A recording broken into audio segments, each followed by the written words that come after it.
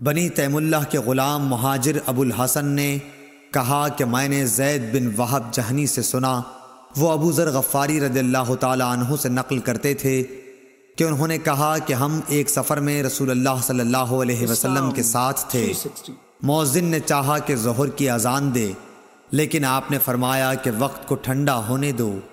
مؤذن نے تھوڑی دیر بعد پھر چاہا کہ اذان دے، لیکن آپ نے فرمایا کہ ٹھنڈا ہونے دو۔ جب ہم نے ٹیلے کا سایہ ڈھلا ہوا دیکھ لیا تب اذان کہی گئی۔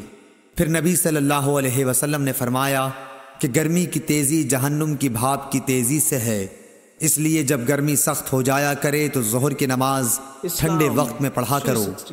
ابن عباس رضی اللہ تعالی عنہ نے فرمایا یطفیو کا لفظ جو سورہ نحل میں ہے کہ معنی یتمیل۔ ابن عباس رضی اللہ تعالی عنہ نے فرمایا یطفیو کا لفظ جو سورہ نحل میں ہے کہ معنی تتمیل، جھکنا، مائل ہونا ہے۔ صحیح بخاری حدیث نمبر